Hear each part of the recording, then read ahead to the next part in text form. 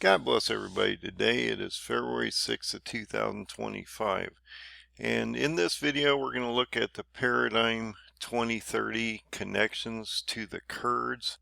And if you go back in history, you'll realize the Kurds are the ancient Medes. This is extremely important.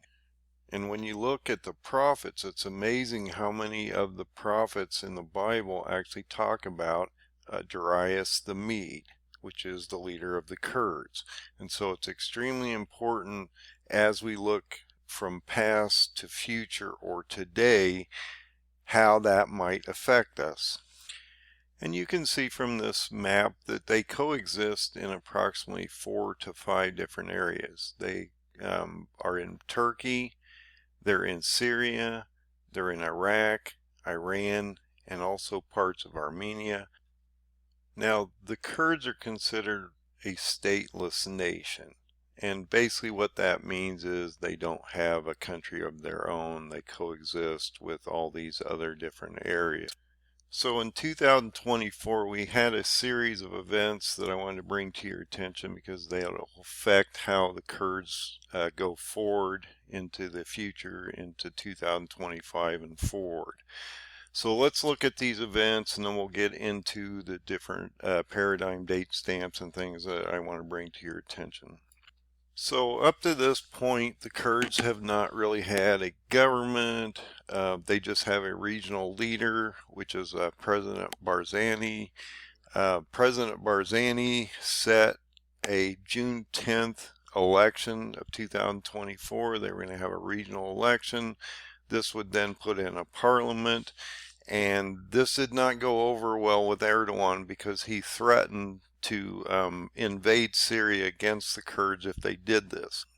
So right before the June 10th elections that they were going to have, Erdogan comes out and basically says, look, I'm going to invade against the Kurds. I'm not going to allow them to form a government or a parliament, and so if you do that, there's going to be severe consequences, so stop the elections. And this happened. He actually did get the elections to stop.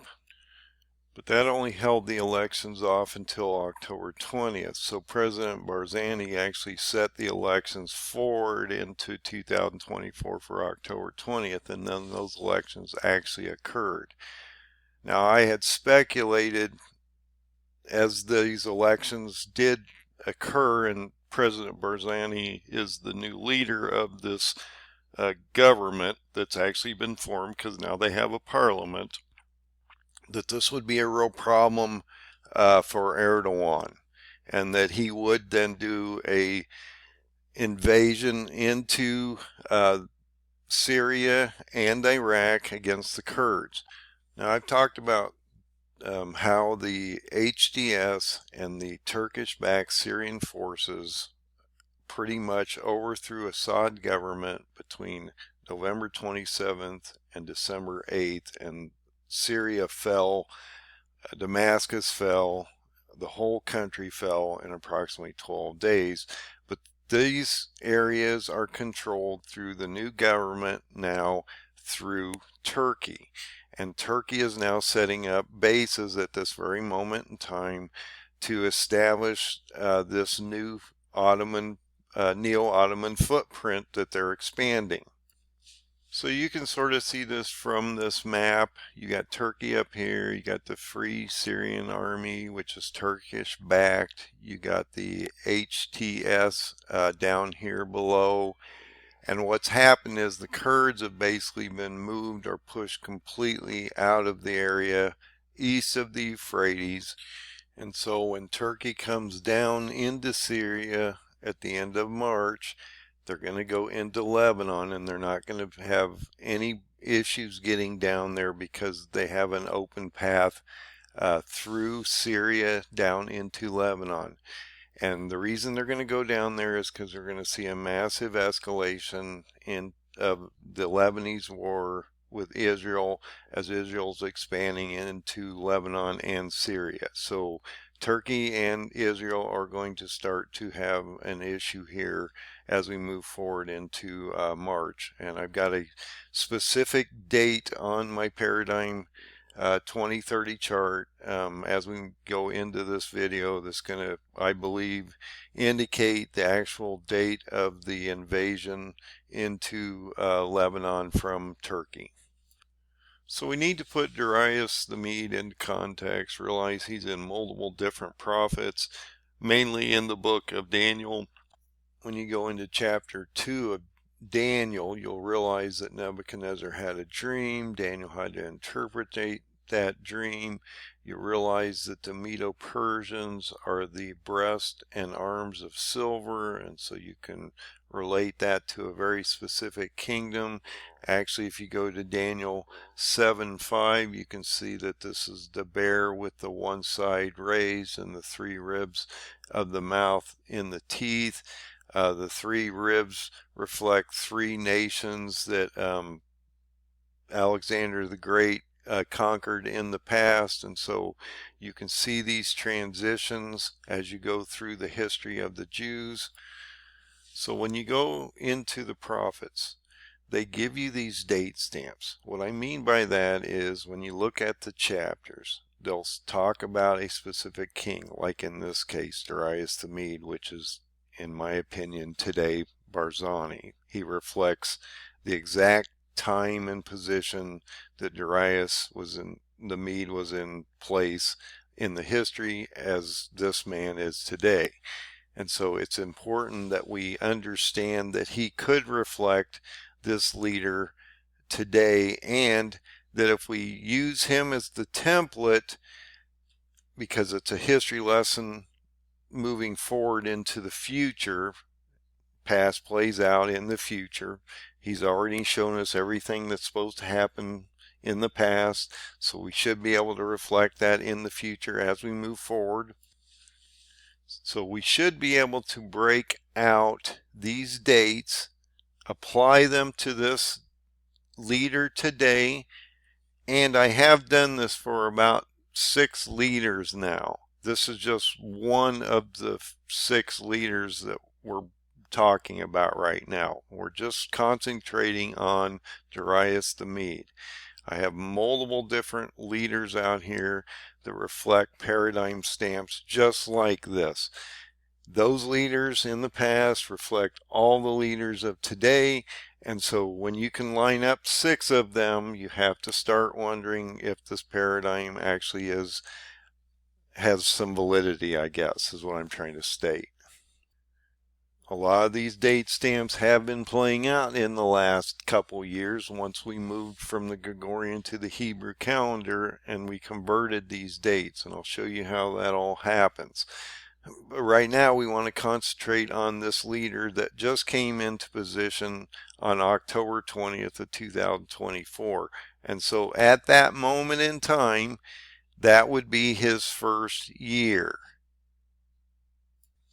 So you can see he's been in office since June 10th of 2029, but when they actually put their parliament together and had their elections on October 20th of 2024, he became the new leader. And so from October 20th of 2024, he starts his first year of his presidency, and that matters to the paradigm stamps, as I'm going to show you.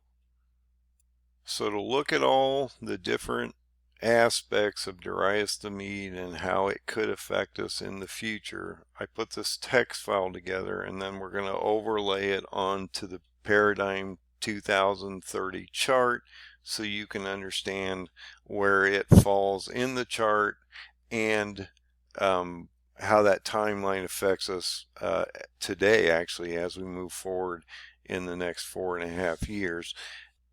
You can find that paradigm 2030 chart at endofdayssurvival.com. If you come down the page just a short bit, you will actually go to this 5th PDF. Once you click on that, that will actually bring up the paradigm 2030 chart, and it is a printable chart, so you can print that off. The text is small, but it is a printable chart. Once you click on that PDF, it will bring up this paradigm chart. This chart actually will go through the next 4.5 years, and I'm going to give you what I call a date stamp to the Feast of Trumpets of 2029, which is actually right here. In my opinion, it's what everybody considers rapture. I hate the word rapture, but it's when the believers are removed and taken up when the second coming of the Lord Jesus comes.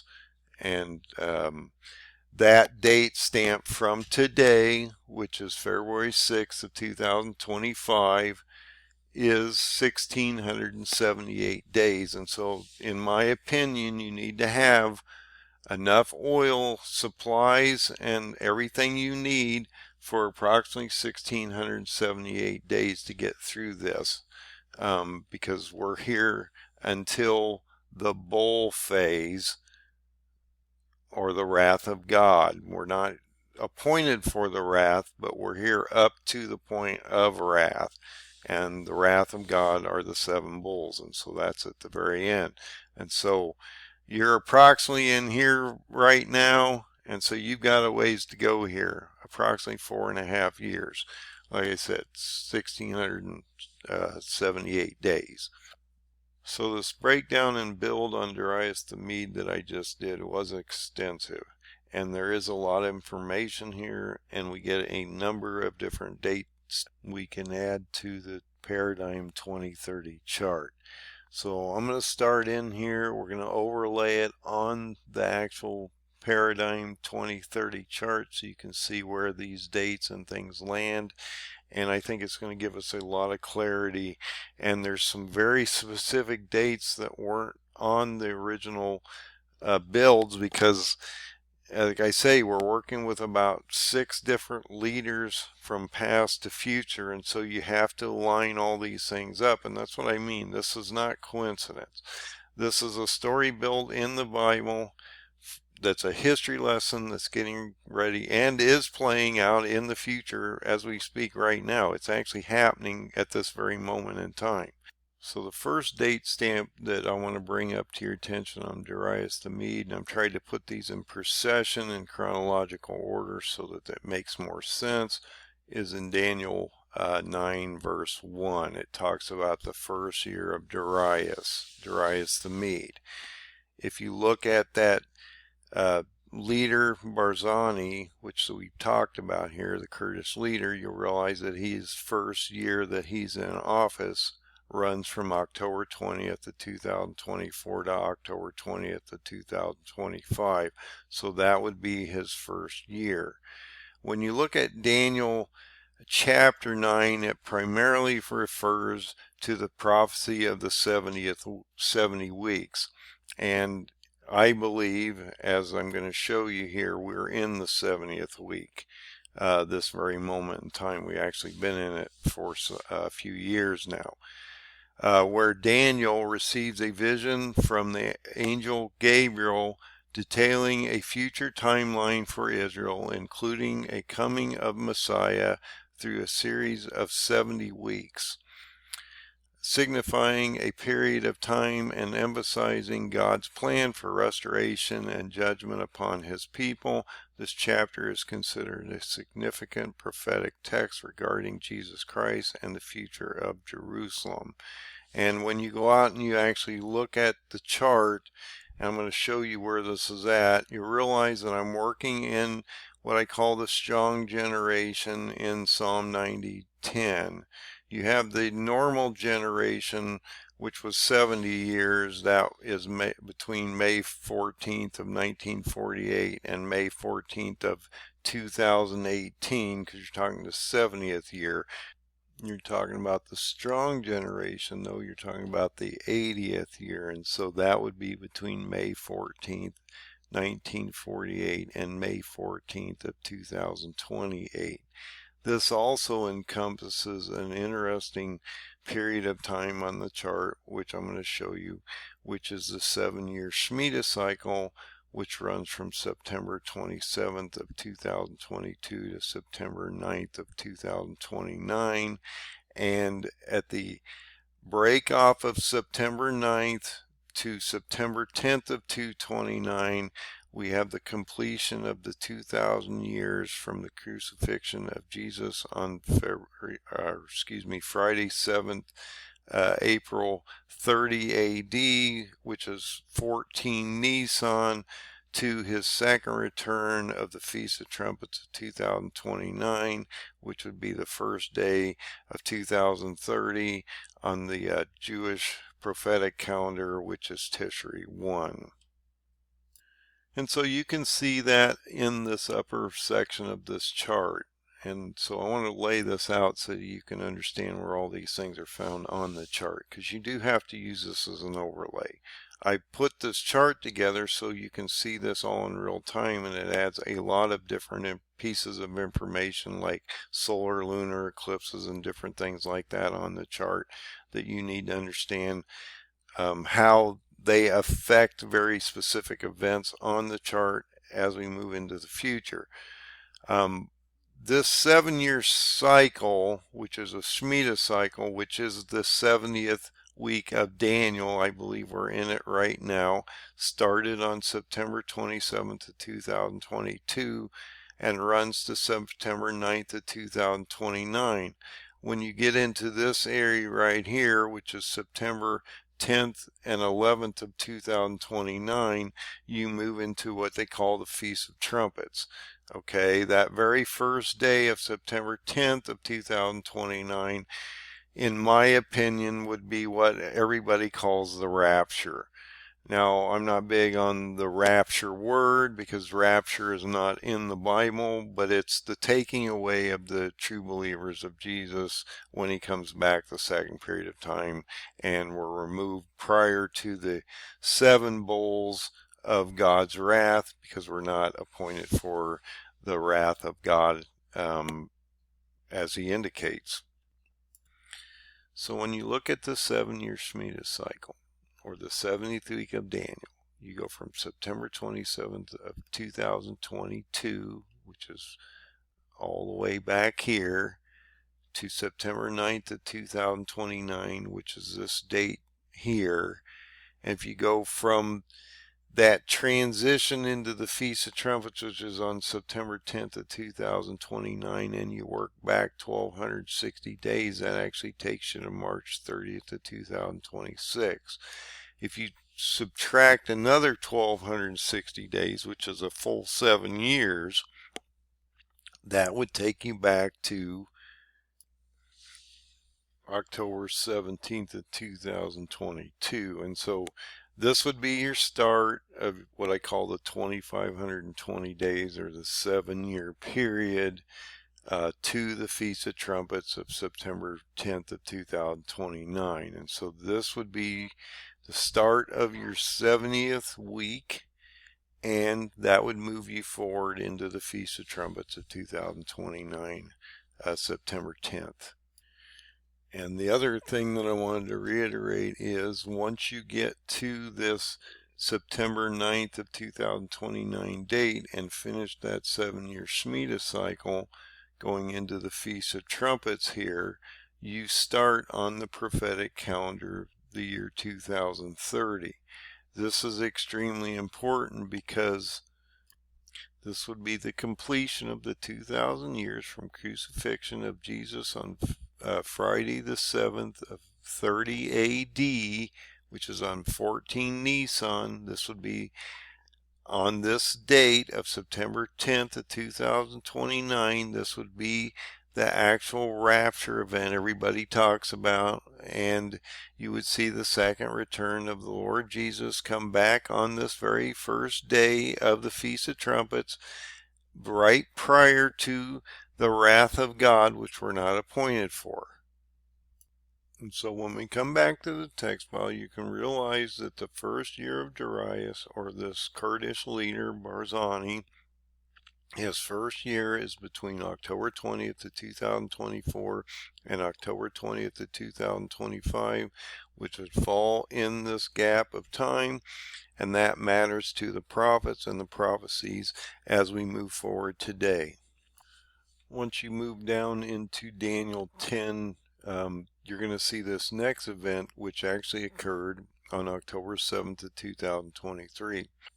To me, this was huge because this was when I was converting from the Gregorian to the Hebrew calendar dates, and it was actually locking the dates actually into this very specific dates that the events were actually happening on.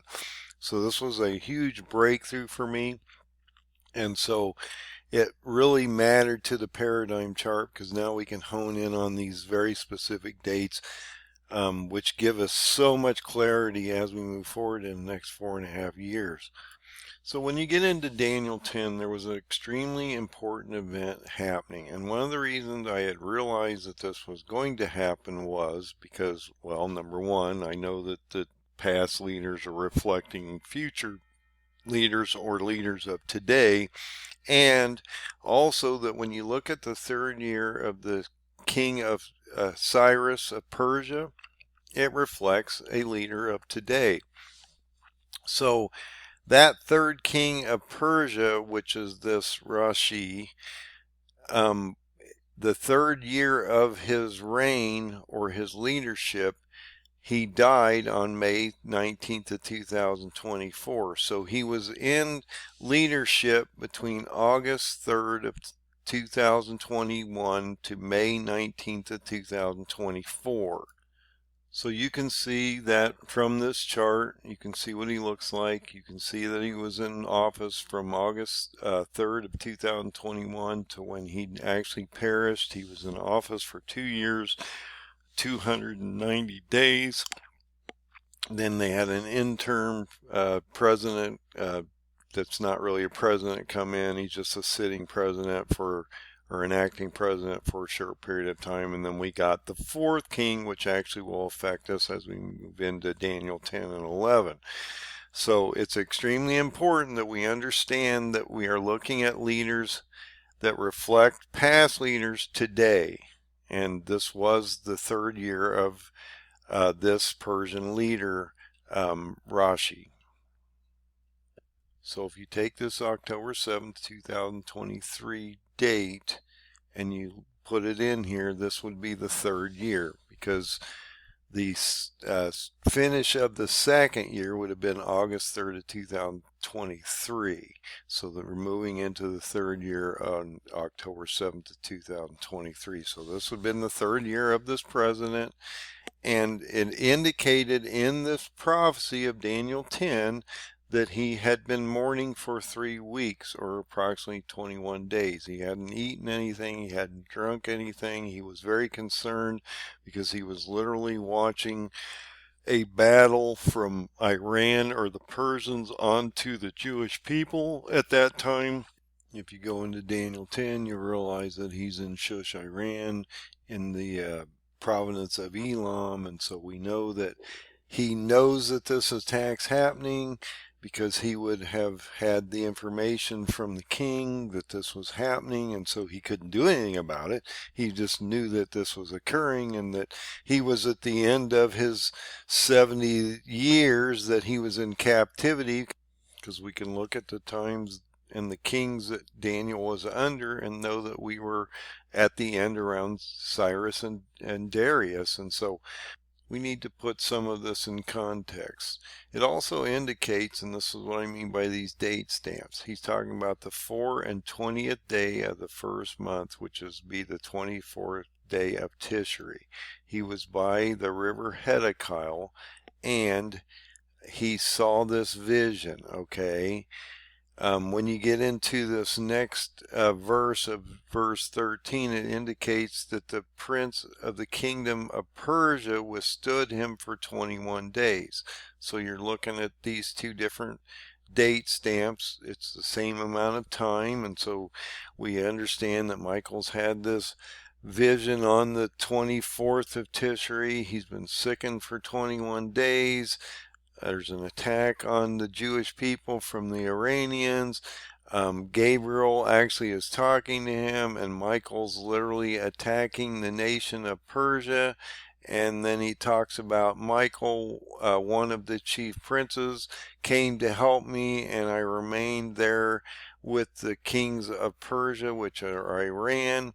And so I wanted to bring this to your attention because we're moving into this period of time that we're in right now as we move through the next 4.5 years. So we need to understand how this is all affecting us. So I thought the dates that this landed on were extremely important. That's why I made a video about it. And I believe the Bible tells us the date that the Hamas attack would have occurred. And actually, it occurred on almost the exact date that I stated. Now, like I said, I was on the Gregorian calendar, so I was off a day or two, but I was so close. And if I had actually known about converting the Gregorian to Hebrew properly at that moment in time, you would have actually hit the very specific date of that attack. If you take the first day of Tishri, and this is extremely important, guys. This is what I mean, how accurate. Once we honed in the Hebrew calendars, this thing became extremely accurate to the date that things were actually happening on. If you take the first day of Tishri, which was October 16th of 2023, which would be the start of the new Jewish civil year and the Feast of Trumpets, and add 21 days, that lands exactly on October 7th of 2023. So that's what I'm talking about. He has the vision on the 24th of Tishri, but the attack had already happened. That's why he was so concerned. And then Michael's been fighting against him for 21 days. So when he sees that vision on Tishri 24, and you go back and look at what's going on the Jewish calendar, you realize that first day of Tishri, which would be on the first day of the Feast of Trumpets, was on October 16th of 2023, and then you add 21 days, it gives you the date of October 7th of 2023. I think that's extremely cool. And I thought it was so cool that I put the video out there, because I believe God does tell us all the dates and everything that's going to happen prior to it happening. He never leaves his people in the dark. I believe that's one of the reasons he wrote the Bible, is to give us a manual to the end of time. That he gave us a history lesson with multiple different reoccurring events, like Nebuchadnezzar's reoccurring events are similar to Alexander the Great's reoccurring events. You can find this throughout the Bible so much. There's no way that we can't see that there's patterns forming here, and that he's giving you this history lesson so that you can have a navigational tool into the end of time here in the last 7 years. He always tells you it is a latter-day vision. Now, I'm going into depth on these things because I want to document how I found all these dates and things so that we can then apply them to the chart. So this is going to be a longer video, but it's extremely important, because I believe God built this paradigm into the book for a very specific purpose, to give us clarity. And so we need to understand what he's trying to tell us here. And there's no way you can put all these connections together and say it's random chaos. I'm sorry, there's just too much here. And so when you're hitting dates almost specifically, and it's not that I'm that smart, it's just they're in the Bible, okay? That's what I'm trying to explain to you. Any of you can find these dates. I'm just showing you where they are, and I just happen to be the one that found them. But that was truly through God's inspiration, and so I'm not going to take credit for that either. So he clearly tells you that this attack is going to happen on Israel. And then, as you get into this verse 14, he talks about a latter-day event, and then he talks about what? Michael's been fighting the king of Persia, and then right after this, because once this attack happens, Michael goes back against Iran and starts to refight against them, and then he clearly tells you that the prince of Grecia or Turkey will come. Now you can look at Yavon, which is Greece, So if you go back into the older Bibles, it talks about Iran or Greece. If you look at Alexander the Great, he came down from Greece into Lydia, which was one of the ribs in the bear's mouth, the Medo-Persians. And he took over Lydia as well as Turkey before he went down into Syria and then into Lebanon, which is what Erdogan is just about ready to start to do. And this attack on Syria was extremely important. At the end of Daniel 10, it takes us to an invasion by these Turkish proxies or forces.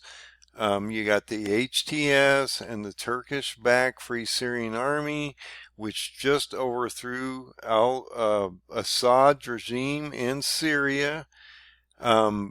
He was in place between July 17th of 2000 and December 8th of 2024 when his government fell, and then we had him replaced in a power vacuum through this coup of Turkey, through these proxy groups, and we see a new president of Syria on January 29th of 2025 as we move into this year.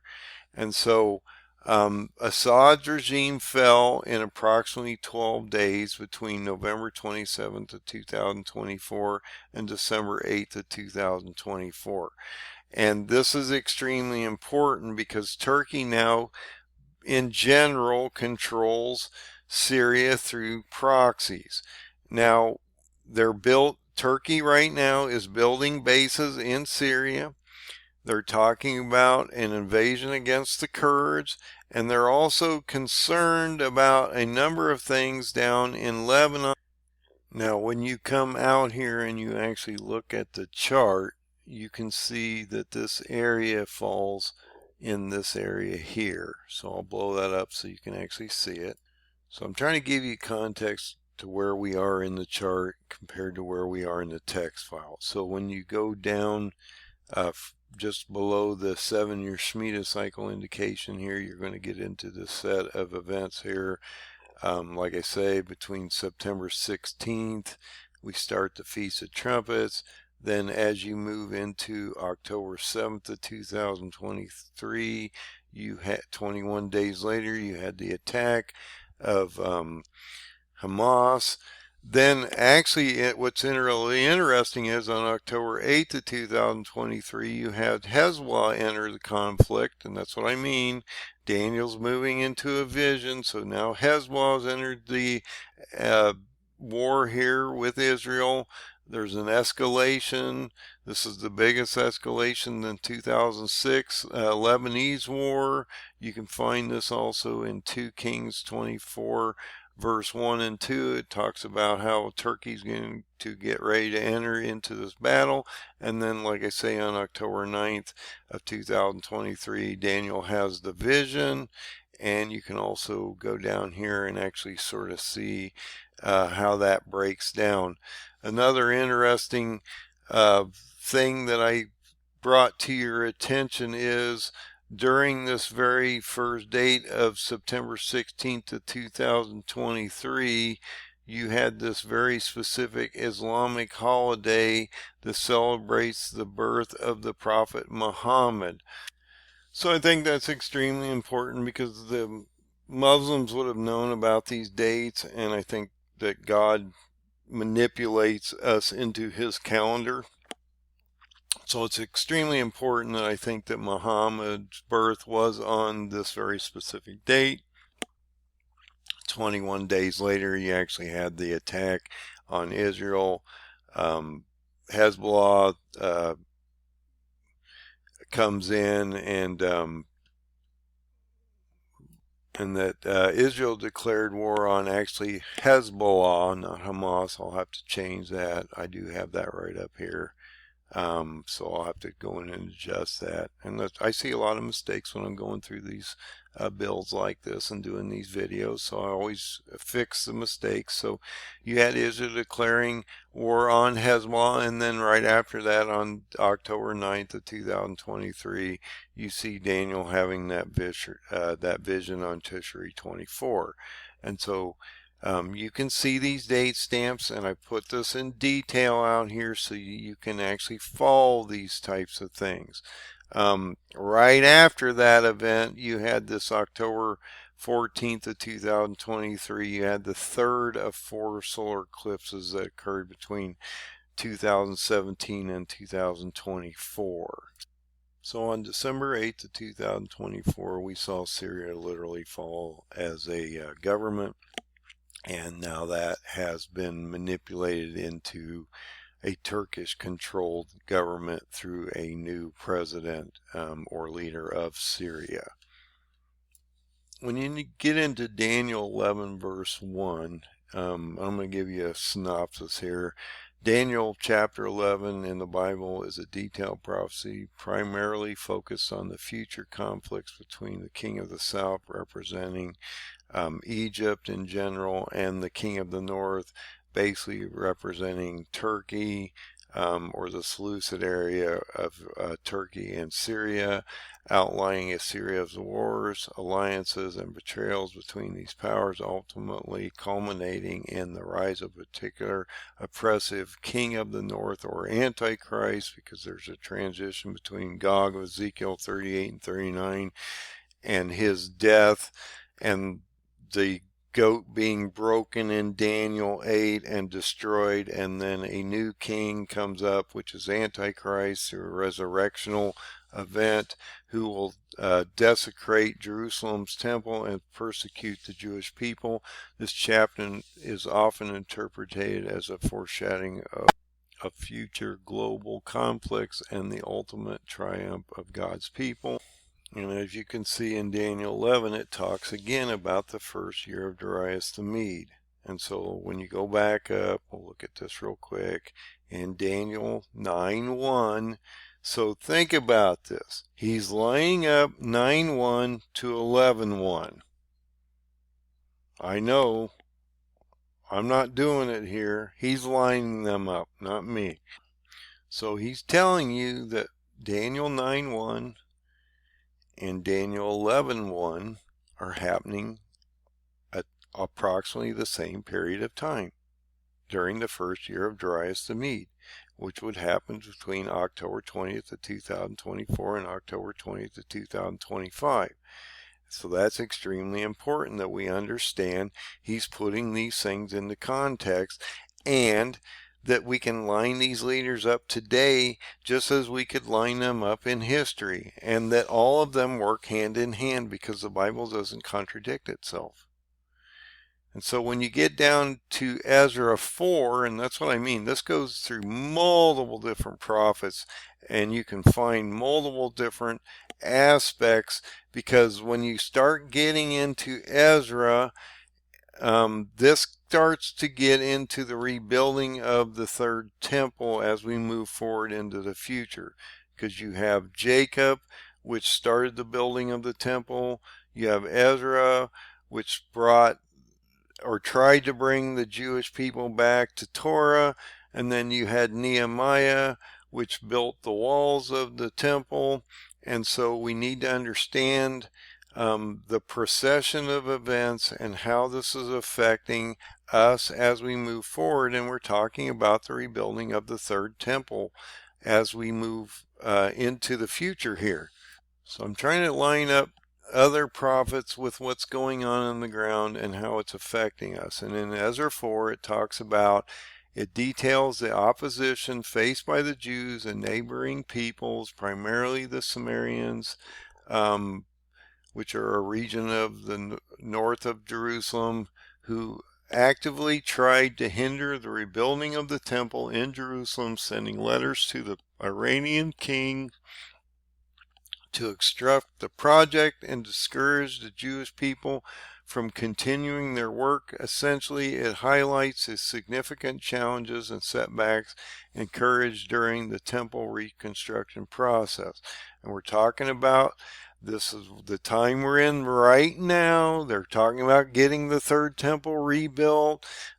And I can show you that real quick, because in Haggai 1 it talks about the second year of Darius the king, in the 6th month, the first day of the month. He indicates that it has come the time to rebuild the temple, or the house of the Lord. So when you go into Daniel 1 verse 2, this also gives us an interesting piece of information. It talks about the 3 kings of Persia or Iran, and then we would have a 4th king that would come up, which would be richer than the other 3. Now this is interesting, because right after this we would see the king of Grecia or Turkey come into play. So if you go back in the last year, what happened? This 3rd king, Raji, dies in a helicopter accident in his 3rd year on May 19th of 2024, and then we get a 4th or new leader that I'm not going to say his name, because I probably couldn't say it if I wanted to, Pezeshkian, if I'm not mistaken. That's the best I can probably do at that, which was elected into office on July 28th of 2024. So this is during this period of time that I'm talking about up here. You have the 1st year, you get into the 2nd year. This guy was brought in July 28th of 2024. His 1st year would fall between July of 24 and July of 2025. And so we need to always look at how this is lining up. This would line up with the 1st year of Darius the Mede, and so this is extremely important. So it talks about this 4th king rising up. Then it talks about a mighty king shall stand up, which is Erdogan of Turkey. I consider him the Gog of Ezekiel 38:39, the white horseman or first seal, and that he shall rule with great dominion and do according to his will. And he's basically done that at this point. And so you can start to see this also in Daniel 8, because the goat becomes extremely strong and then goes and attacks the 2-horned ram, which then he destroys. The goat reflects Turkey, and so he's going to attack. And in my opinion, based on the paradigm chart, as we move through here, you will see Iran fall around January of 2026. Yes, that's less than a year from today. So like I say, this is in chronological order, so we're trying to get through these dates. I'm trying to show you these connections up here. So now we're starting to go into real-time events. So on November 27th of 2024 through December 8th of 2024, the HTS and Turkish-backed Free Syrian Army overthrow Assad's Syrian government, and it falls in 12 days. Turkey now controls these groups. And what's interesting is, once you get into March 1st of 2025, you have some really interesting events coming up here. And I've been talking about this for some time. So on March 1st of 2025, you have Ramadan beginning, which is the start of the Muslim holy month. And that runs approximately a month to March 30th of 2025. Which is when it ends. And then I believe the day after Ramadan occurs, or actually ends, we will see an invasion by Turkey into Lebanon, and a start of a siege of Tyre, Lebanon, that will complete around the end of July of 2025, based on Ezekiel 26 verse 1.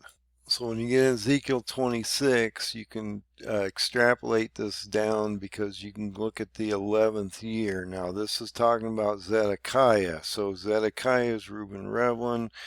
He came into office in July of 2014. His 11th year would be 2025. So it's talking about the first day of the month of the 11th year. Actually, you can break it down because now the reason I use the 31st is because the Muslims are not going to attack probably during their holy month. And so just as when everybody was trying to figure out why Israel was not attacking Iran last year, the reason was because Iran had attacked them on the very first day of their high holy months on October 2nd or October 1st. The Jews go into their high holy months on October 2nd of 2024, and they could not attack them until October 24th, which was Shemini Atzeret, and the high holy days ended. Then what happened? Israel went over and attacked Iran. So we have to watch these high holy months on both sides. This one matters to the Muslims because they have a period between March 1st and March 30th, which is a high holy month for them, and then they would attack on the very first day after that. But it clearly tells us this is going to happen in 2025 in the first day of the month, which would be March 31st of 25. Now, this is also extremely important because if you go back in the history books and look at Alexander the Great's movements, he goes from Turkey down into January, and like I say, Turkey owns Syria now when they overtook it between November 27th and December 8th of 2024. So by the time you get into January, we already own Syria through Turkey or through the proxies, and that we would see an invasion into Lebanon around March, which that lines up here based on the paradigm 2030 chart. And you can see that on this chart about in here where you see Ramadan beginning. And if you go to the 30th, you can see Ramadan ends. What's interesting here is you have one of two astrological events that occur within a year. One of March of 25, and then when you get into February, March of 26, you're going to see a similar 15-day period of astrological events that are going to similarly reoccur a year later. So when you get into March 13th and 14th of 2025, you had a blood moon event that's getting ready to occur as we move into March here. And then you have a partial solar eclipse and new moon on March 29th. So you have this 15-day gap of time. This falls between the fast of Esther and Purim. And if you move down into the chart, you'll realize you have a similar set of events between February 17th of 2026, where you have a annual solar eclipse, and then on March 2nd or March 2nd to 3rd, you have a complete blood moon. So you have a gap of a year of time. You can almost consider this two witnesses in a way because you have similar mirroring effects. I believe this is going to be a horrific period of time in the next year. It also wraps around the fast of Esther and Purim, and I believe that when you get into March 4th, you will have a sixth seal event as we move into potentially a trumpet phase into a signing of a treaty against the nations, which would take you into that 1260 days to the Feast of Trumpets of September 10th of 2029. So when you get into Zechariah 1, I think this date stamp is really cool and exciting to see. And this is a new one that I've added to the chart, so I want you to be aware of this. So it talks about the 4 and 20th day of the 11th month, which we know is Sabbat, in the second year of Darius. So you're talking about in 2025 to 2026. Okay, the 24th day, the 11th month, which would actually take you to February 11th of 2026. So we know we're in 2026. The 24th day of Sabbat is February 11th. So that's how I got that date. Look, Darius the Mede starts his term on October 20th of 2024. So his second year, the completion of that would be October 20th of 2026. So this falls in the right period of time that Darius the Mede or Barzani would be in place his second year, and it gives us the very specific date of the 24th day of Shabbat, which is February 11th of 2026. And so that's how I came up with that date. So you can see where I came up with the date, February 11th, 2026. But look at the events and look where they end up on the paradigm chart, because this really matters. And this is a new date stamp. So this is sort of confirmation that these dates are accurate and that we can look to them into the future so that we know what's happening. He talks about how Zechariah is having this vision and that he beholds a man riding a red horse. Now I equate this to the second seal based on what I'm seeing on the paradigm chart. He talks about how he's standing among the myrtle trees. Well, that's Israel. And how behind him are red horses, speckled horses, and white horse. So I equate the red horses to the second seal, the speckled horses to the third and fourth seal, which are the black and the pale horse. And you can also see that in the Bible, the speckled horses are associated with famine, pestilence, and other plagues. If you go to the second and third seal, you'll see that these are those plagues, and they are also consistent with the pale horse in the book of Revelation, which is associated with death. When you look at the white horse, that affects the first seal. I believe, as I've said many times, this is Erdogan of Turkey, or Gog of Ezekiel 38 and 39, or the first seal of Revelation. And so you can start to actually see all these different things occurring here and how they're affecting us as we move forward into these date stamps. Now, not only are you seeing this myrtle trees and this red horse, or possibly the first four horsemen standing at this period of time affecting Israel, it also talks about how on the 24th day of the 11th month of Sabbat in the second year of Darius, that we would see potentially a starting of a rebuilding of the temple of God in Jerusalem based on Zechariah verse, oops, I misspelled that wrong, sorry about that. Zechariah verse 7 through 17. So the other thing that I think is important to look at here is that he talks about the completion of the second temple, which happens on the 3rd of Adar, and that this event here happened 2 years prior.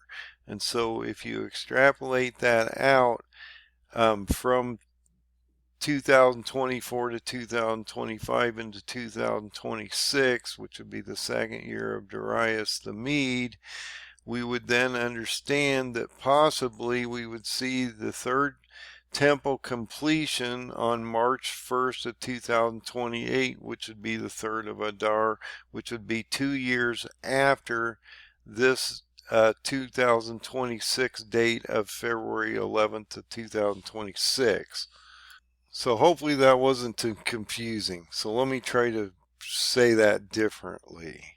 If we have this 24th day of the 11th month of Shabbat in the second year of Darius, which would be 2025 to 2026, which would end up on February 11th of 2026, This would be 2 years prior to the completion of the temple, or the third temple in this case.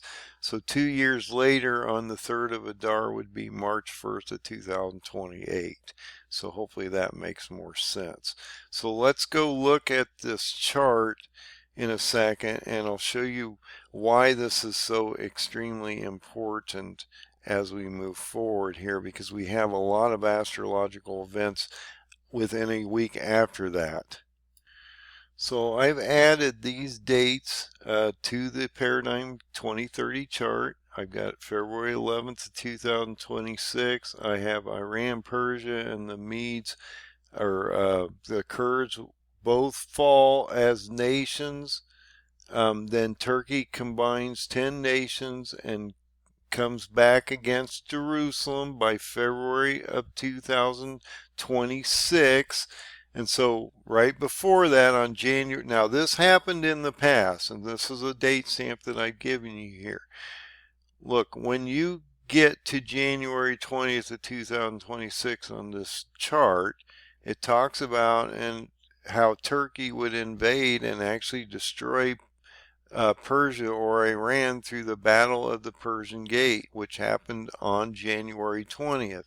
I equate that to January 20th of 2026, because if you look at Alexander the Great's movements when he started down into Lebanon around March of 25, he literally had taken Iran out in less than a year after that. And so it's extremely important that we look at those dates. And when you get into January 20th of 2026, we're going to see Iran fall.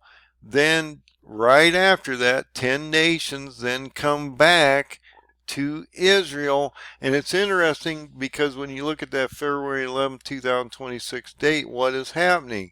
That red horse is standing in the myrtle trees in Israel because they are getting ready to go under judgment. And you look at the date of the solar eclipses that are happening around there. February 17, 2026, you have an annual solar eclipse. On March 2nd and 3rd, you have a complete blood moon before a sextile event on March 4th of 2026. That then wraps around the fast of Esther and Purim. Same thing that you had back here. Okay. A year later. So this gap between March 13th of 2025 and March 4th of 2026 to me is going to be a horrific year. It's just going to be horrendous. I think you're going to see that as the Middle East breaks open in the next month and a half.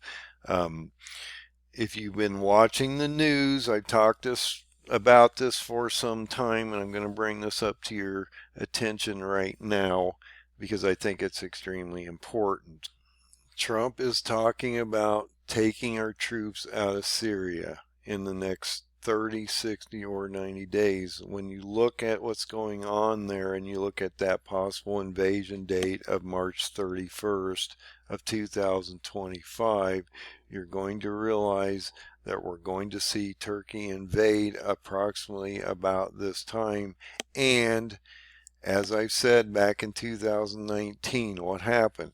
Trump pulls our troops out on October 6th of 2019. On October 9th of 2019, on Yom Kippur, Erdogan invades, sets up those 230 miles.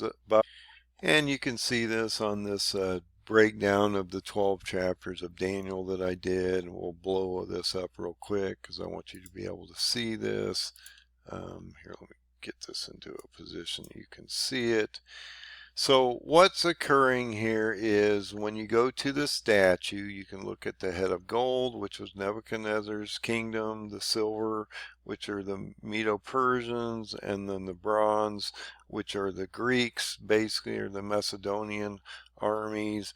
And when you break them out and you look at those kingdoms and their footprints, they're all in the same area. And so what will happen is these three kingdoms will be overthrown by Turkey, as it indicates, and convert into a fourth beast kingdom, which will be basically this footprint here, based on the 3 footprints above, on the 3 kingdoms that he gives you of the head of gold, silver arms and chest, and the bronze waist. Gives you the footprint of the beast kingdom. He clearly tells you this will be a conglomeration of the 3 that convert into a fourth kingdom, and gives you a footprint of that kingdom, and shows you that that footprint is basically the footprint of Alexander the Great. You can go look at the Ottoman Empire that was dissolved back in 1923, and so you had 400 plus years of Ottoman conquest back in history that shows you a similar footprint to this also. And so he's telling you that the beast kingdom's footprint will be this here.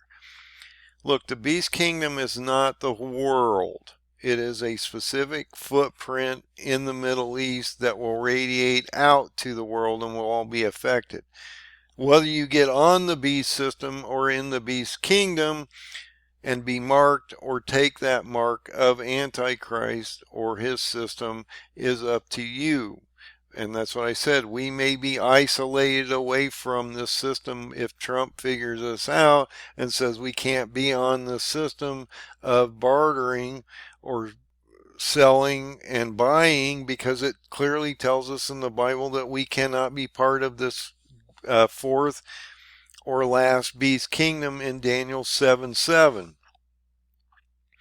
So this is extremely important, and you can see that Daniel 7:4, Daniel 7:5, and Daniel 7:6 gives you the footprint that we should be looking at. And once you consolidate them all down into one footprint and overlay them, you get a fourth beast kingdom footprint, as I've shown you here. So I think it's extremely important that Zechariah is talking about this red, white, and speckled horses, and that we're getting ready to go into a date stamp of February 11th of 2026. And then it talks about, as we go forward here, it gives you all these astrological events. Now look at this, because this is extremely important. You got this February 11th, 2026 date. Then you got a solar eclipse on February 17th of 2026. You have Ramadan beginning on this very specific date. On March 2nd and 3rd, you have a complete blood moon. Then on March 2nd of this blood moon event, you have the fast of Esther and the fast of, and Purim on March 3rd. Then you have on March 4th of 26 a 6th seal event where 10 nations are possibly destroyed. And what's interesting is he clearly tells you this in these verses. Now I'm not going to go into these verses, but I will explain them real quick. So in Matthew 24:8 and Mark 13:8, he talks about this is the beginning of the sorrows or the birth pains. And then when you go into Mark 13:3, he talks about the 4 disciples that Jesus took off privately to talk about this very specific topic called what's going on in the end days or the latter days, and would you tell us what's going to happen? When you go into Ezekiel 38:17 to 23, he talks about how this is the event that he had talked to about the disciples, and this would be the event that would happen in the latter days or end period of time. And this is also equates almost directly to a similar event that looks like Revelation verse 6:12 through 17. And so these verses all line up into a series of events which takes you into the seals, which are the sorrows and birth pains, which you can see in Matthew 24:8 and Mark 13:8, and actually see the events which are getting ready to happen based on Ezekiel 38 and Revelation 6, which reflect up here based on these seals events, and that he's clearly telling you that you are starting into the sorrows and birth pains. And this will not change until we see a signing of a treaty with Antichrist on March 30th of 2026, which would start your tribulation period of the 1260 days. Okay? Extremely important. When you go into Daniel 11 verse 4, it talks about in verse 4 that when he shall stand up, his kingdom will be broken. This is Turkey, and will be divided into the four winds of heaven. So you can link Daniel 11:4 to Daniel 7 verse 2 and 3. Okay? And that the four winds, as I've talked about, are being held on the seventh seal. Look, he has to select his 144,000. This happens right after the sixth seal. Then you go into a four trumpet phase, which devastates a third of the planet. And then you go into a bottomless pit opening on the fifth trumpet, and the rise of Antichrist and the false prophet on the sixth trumpet. So if you look at these events in the next year, a quarter of the world's going to go into war by Turkey, the Middle East. Then you're going to see what? A sixth seal event, which is a terrible day, especially for Israel, Jerusalem, and the Middle East area, but it will radiate throughout the nations. Then you have about a half an hour of silence, a seventh seal, a selection of 144,000, and then you have a decimation of a third of the planet as you go into a Antichrist phase. Okay, so a half of the planet is going to be affected at minimum, and potentially 2 to 3 billion people are going to be affected. I don't know how many people will perish in this process. So in the sixth seal event, which would happen on March 4th of 2026, you've already had a quarter of the world being affected. Okay? And 2 billion people, potentially. You break that seventh seal, you get that half an hour of silence, or approximately a half an hour of silence. You have 144,000 selected by God. Their four winds are being held at this moment in time. And then look, you get four trumpets that literally destroy a third of the earth.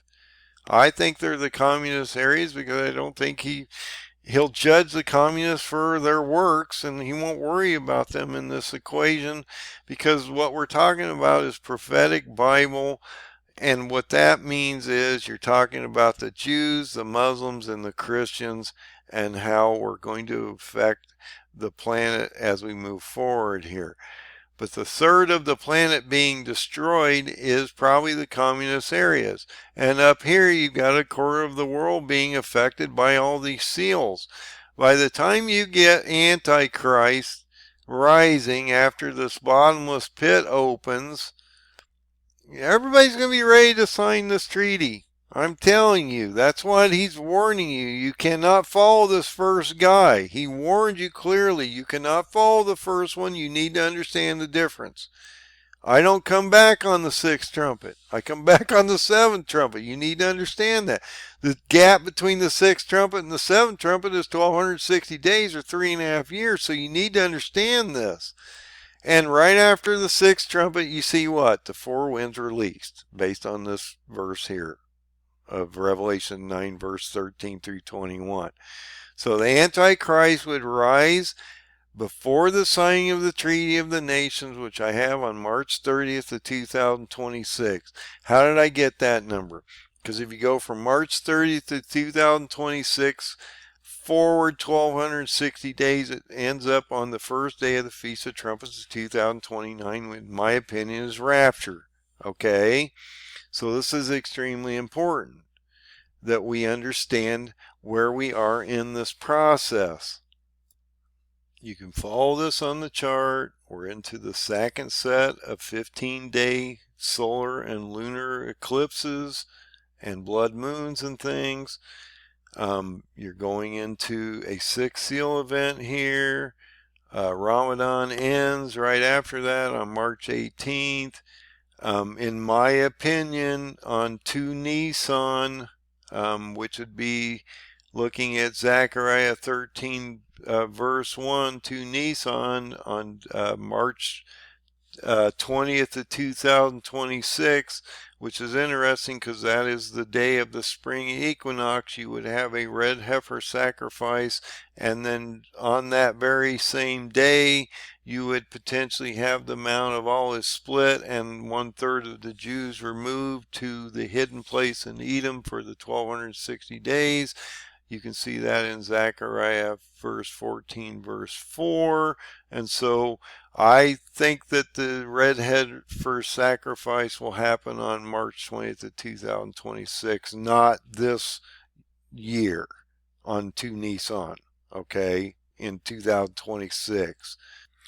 This would also line up with the thought that the red heifers have to be sacrificed between the 3rd and 4th year, so that they came into Israel in 2022, and so in 2026 that would be the last possible date they could be used before they would become blemished and not be able to be used at this point. And so all these things matter. And so once you get those first 4 trumpets and a bottomless pit opening and the signing of it, and the rising of Antichrist and the false prophet, going into a signing of a treaty, the 2 witnesses appear, they prophesy, and then are overcome on abomination of desolation, and so that's extremely important. Also remember that he clearly tells you that if he does not shorten that second half, that he would basically, none of his elect would survive. And so you need to look at that 1260 days, because Antichrist only gets power for 3.5 years, 1260 days, 42 months. He gets no more power than that. So once he's resurrected, signs that treaty, that starts that 1260 day clock to his destruction, which is going to happen during the bowl phase. Okay, it's just that simple. And who does that destruction? Well, actually, Antichrist and the false prophet will be thrown in a lake of fire. Satan is bound for 1,000 years, but the person that does that is the Lord Jesus when he comes back on the 7th trumpet here. Okay, extremely important. And we've already covered this next date stamp to a certain degree because we're talking about Haggai 1. We're in the 2nd year of Darius. So remember, the Kurdish leader comes in October 20th of 2024. The 2nd year would be in 2026. Talk about the 6th month, the 1st day of the month. Talks about the Lord's house being built. That would be on October 14th of 2026. What's interesting here is I can actually, as we go forward, I can give you the date of the completion of the 3rd temple based on Zechariah 1 verse 7 through 17. So we're going to get to that in just a second, guys. This is some really cool stuff when you can pinpoint dates like this. So he gives you the date that they should start rebuilding the temple. We get into Zechariah 2. It talks about how John is holding a measuring line. You can go also and see this in Revelation 11 verse 1. He goes and measures the temple. This talks about also how the Gentiles are trampling the temple for 1260 days. And again, he talks about the 4 winds of heaven. Okay, extremely important that we understand that the 4 winds of heaven really matter to understanding when they're held and when they're released. Okay, extremely important. So he's talking about flee from the land of the north, which is Turkey, and how he's going to spread them abroad through the breaking of the 4 horns and releasing the 4 horns into the 4 winds of heaven. Okay, when you get into Ezra 5, it signifies a point where the Jewish people are inspired by the prophet Haggai and Zechariah, actively resuming the rebuilding of the temple in Jerusalem despite opposition from local officers, with the key verse of Ezra 5:5 highlighting God's watchful protection over them as they continued building despite the challenges that they faced. And so this is extremely important that we're looking at all these different verses, how they match up with the other prophecies during those periods of time, and so you can get a full picture of what is happening not only to the prophets but to the temple and to God's people all at the same time, and how the outward effects of like Turkey and all these groups are affecting the Jewish people at that moment in time also. So when you get into Haggai 1 verse 14, it talks about how they came and did work in the house of the Lord of hosts, their God. And in verse 15 talks about on the 24th day of the 6th month of the 2nd year of Darius the king. That would equate to September 6th of 2026. Okay, so you can see this progression of events. Up here, they started to talk about rebuilding the temple on August 14th of 2026. When you get into Haggai 1 verse 14, it talks about on the 24th day, 6th month of the 2nd year of Darius, they came and did work on the house of God. That would be in September 6th of 2026. When you get into Haggai 2, verse 2 or verse 1, it talks about the 7th month. We're up here, you're talking about the 6th month. Now we're in the 7th month, the 21st day of the month, which would be actually October 2nd of 2026. A word came to Haggai that the heavens would shake. Okay, not only the heavens would shake, the earth and the sea and the dry land would shake. All nations would shake. And what's interesting about this occurs around the Feast of Tabernacles. So you have this date stamp of October 2nd of 2026. You've got the end of Feast of Tabernacles the day prior. God shakes the nations, and then we have these really cool date of Shemini Atzeret, which seems to come up all the time in the Jewish calendars, that seem to affect Israel tremendously.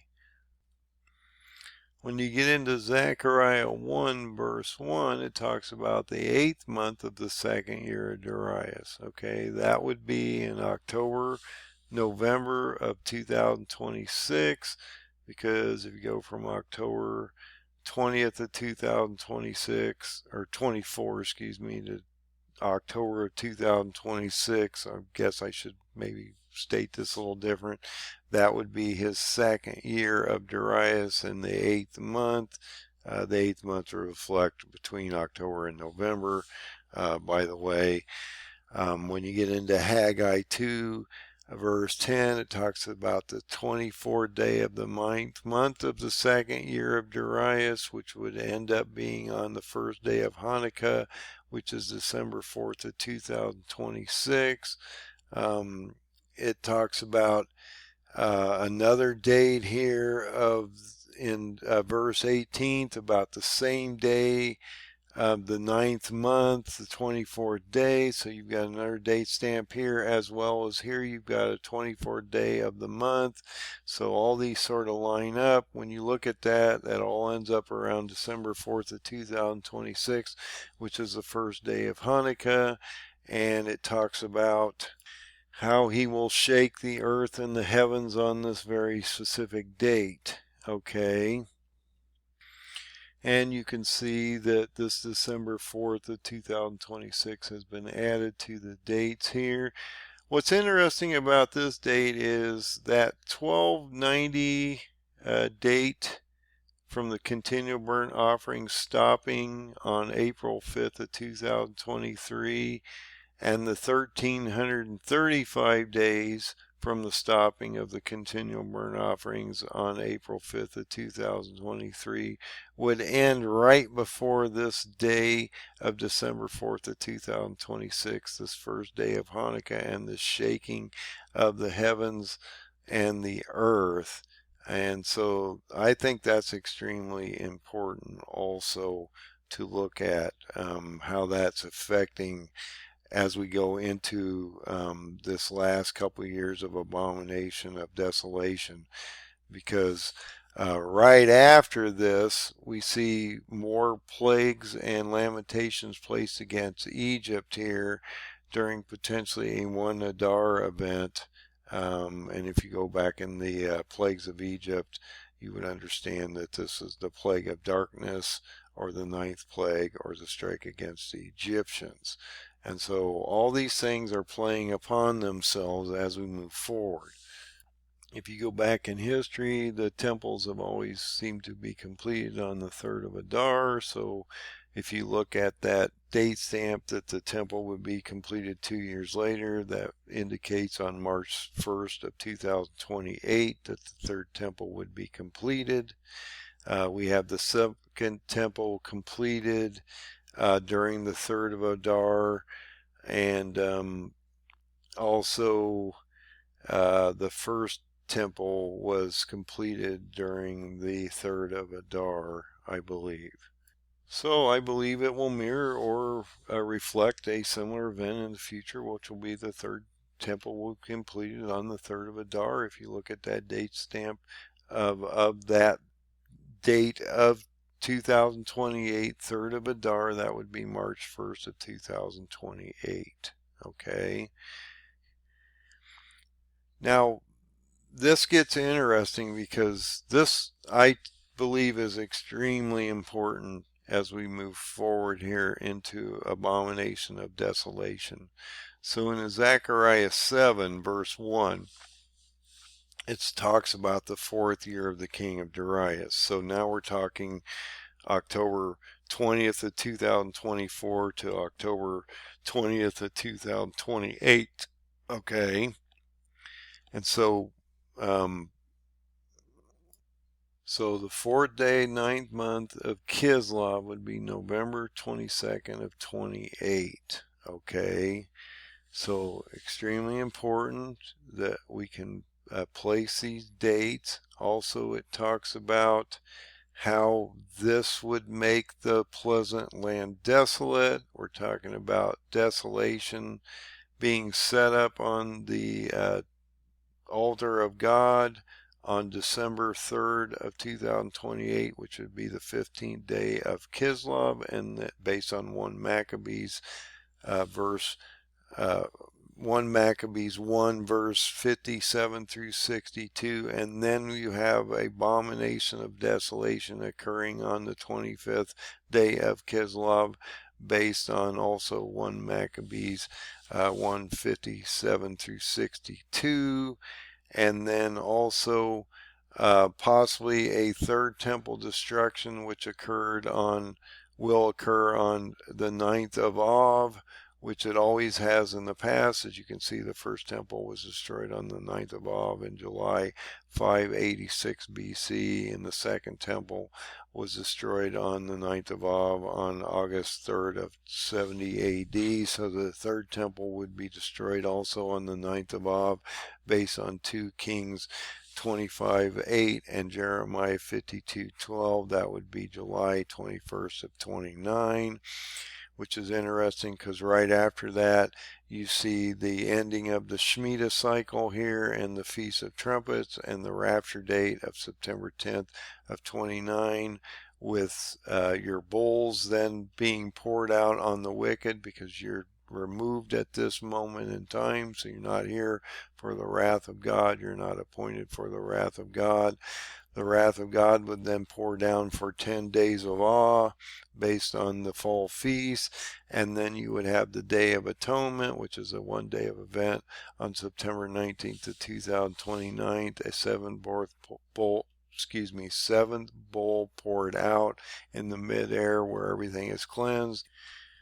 The world is then retransformed for the millennial period that's getting ready to happen. We go into the Feast of Tabernacles, which means that we are now with God himself, moving into the start of the 1,000-year millennial period, which happens right after the Feast of Tabernacles, probably on Shemini Atzeret. And that's what I mean. Shemini Atzeret seems to be a fairly profound day in the Jewish calendars. You have a December 5th of 2029 solar eclipse, which is partial.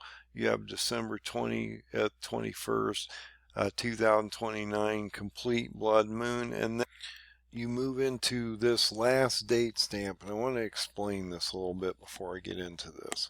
So when you go back and look at Jacob, Ezra, and Nehemiah.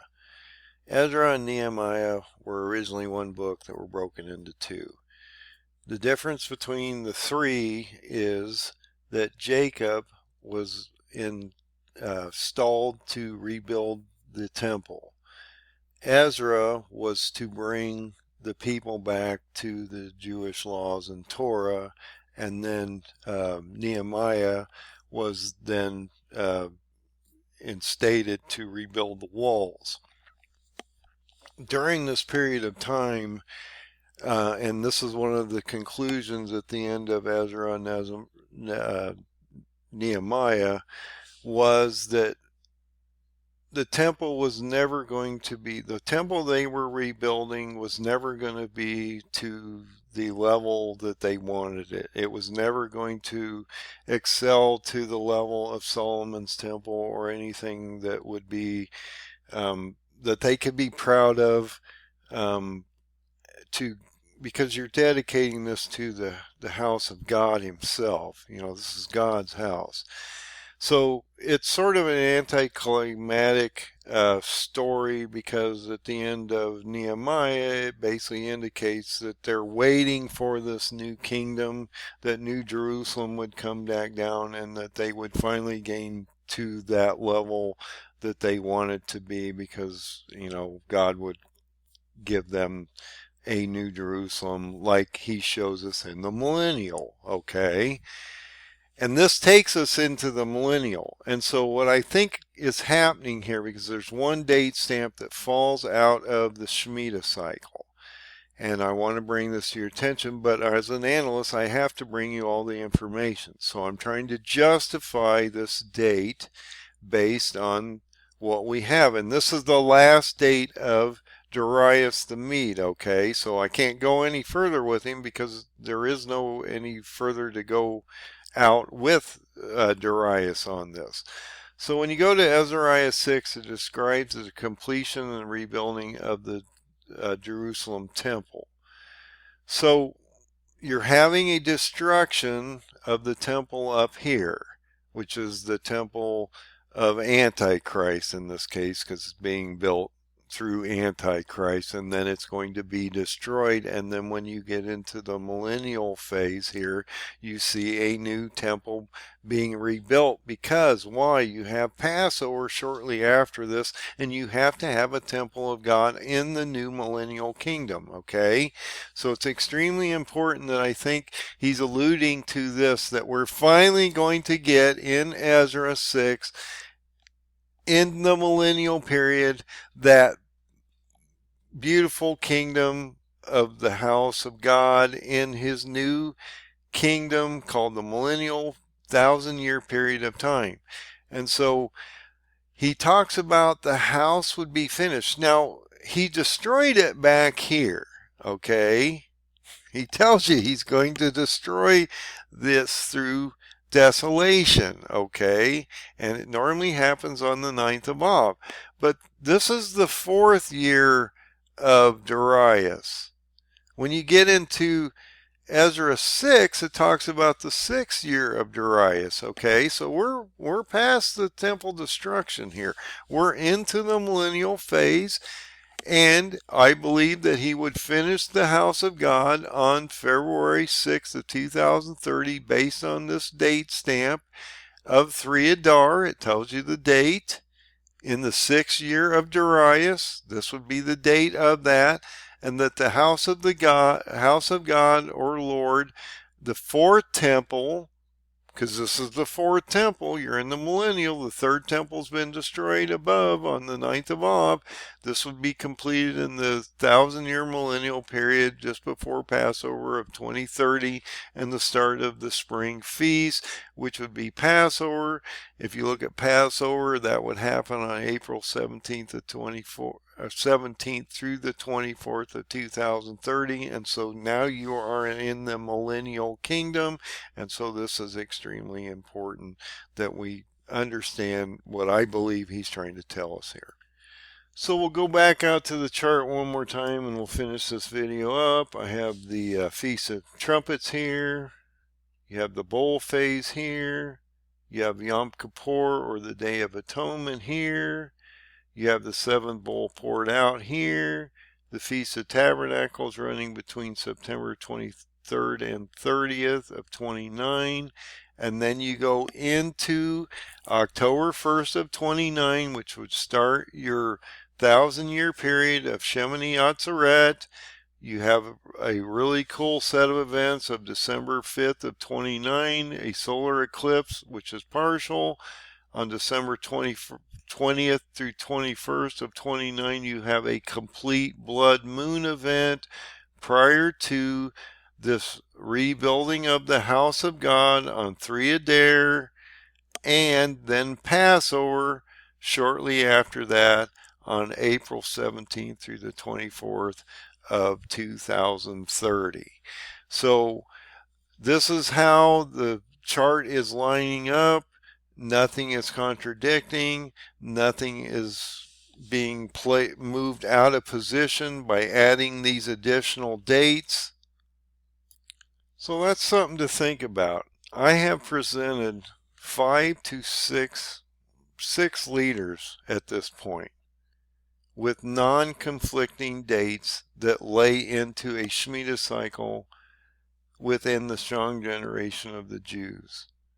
I think this is so very important that we understand that God is giving us clarity to what is getting ready to happen in front of us.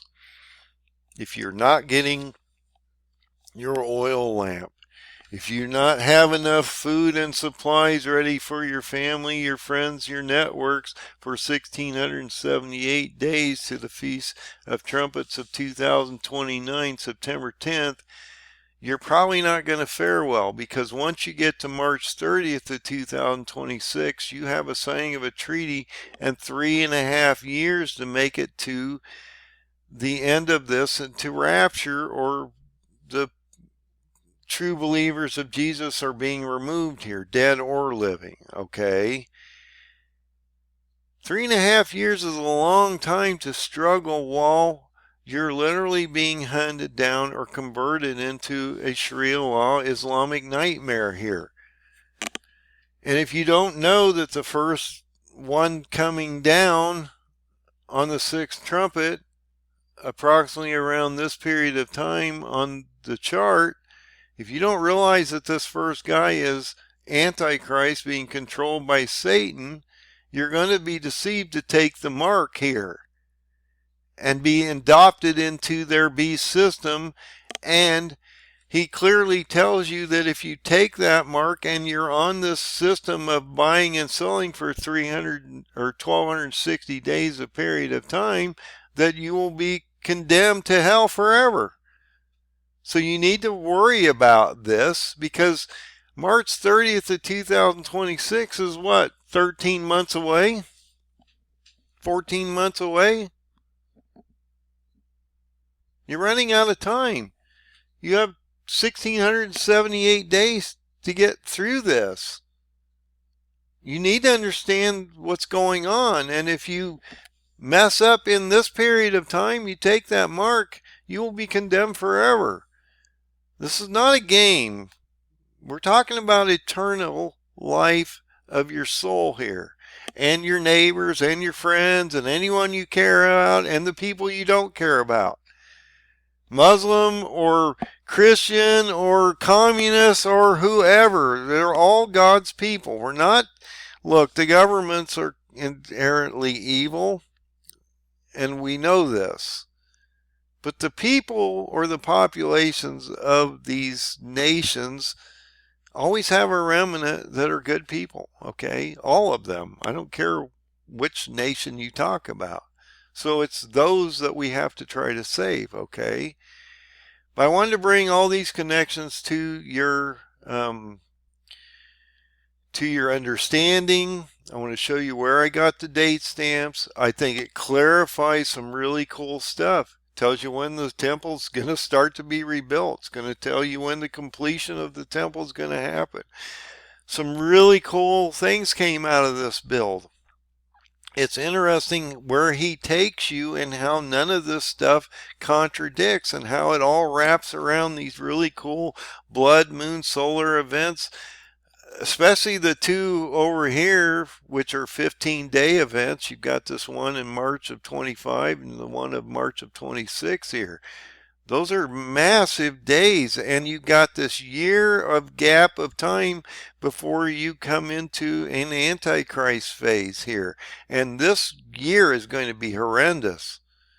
Look, if Turkey goes into this in March, end of March, around right after Ramadan on March 31st, and starts an invasion into Lebanon, it's a game changer.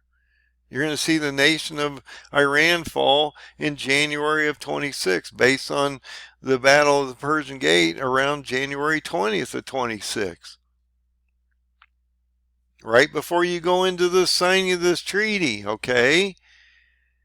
But this period of time right here, where you have a sixth seal event, a quarter of the world being basically under war, sixth seal event, a third of the planet being decimated before you go into a treaty, is going to be a very extremely bleak period of time. And most people will, if you don't know the difference out here, you will follow this first guy and you will sign his dotted line and you will become condemned forever because of that. So we're trying to warn you ahead of time that you cannot have that happen. So hopefully this makes some sense. I wanted to bring all this to your attention. I have updated these charts on the website. So at this point, I've updated the majority of these charts. I am in the process of actually updating this chart, so that should come out here fairly soon. I've updated both of these charts. This is the one with the Paradigm 2030 chart without the text file, which is actually this chart. So this just gives you additional information and understanding of how I broke this chart down, and so it gives you a little more clarity. But this would be the printable chart that you could actually use and be able to follow this as we move forward in the next 4.5 years. So God bless, be safe out there. This is all free resources. It's only out here for information to give you clarity as we move forward into the next 4.5 years. Get your oil in your lamp, get ready. March is coming, things are getting ready to break. Everything's getting ready to break in the next year. So if you haven't gotten ready, do. I am concerned about Trump possibly pulling those troops out in February this year, this month, going in, or even potentially March.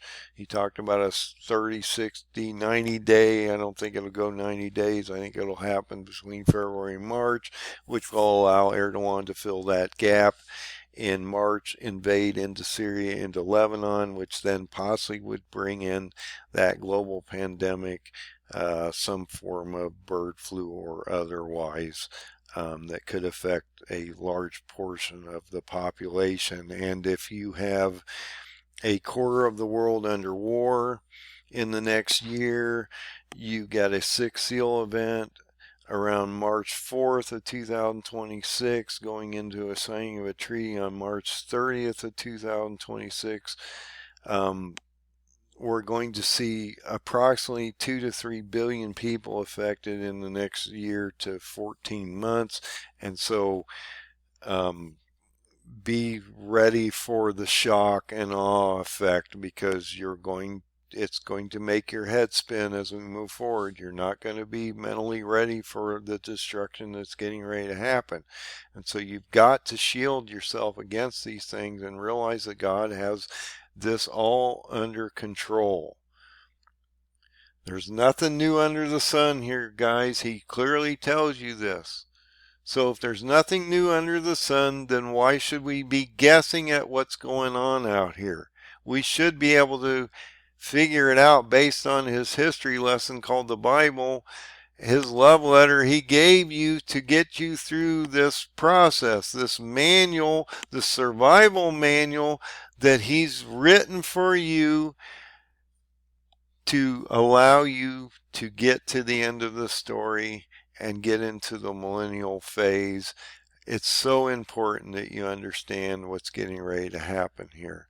So God bless. Be safe out here. I'm sorry this took a little longer, but I want to bring all these connections into place, and I've added them to the chart so that we can get the best picture possible and what is getting ready to happen.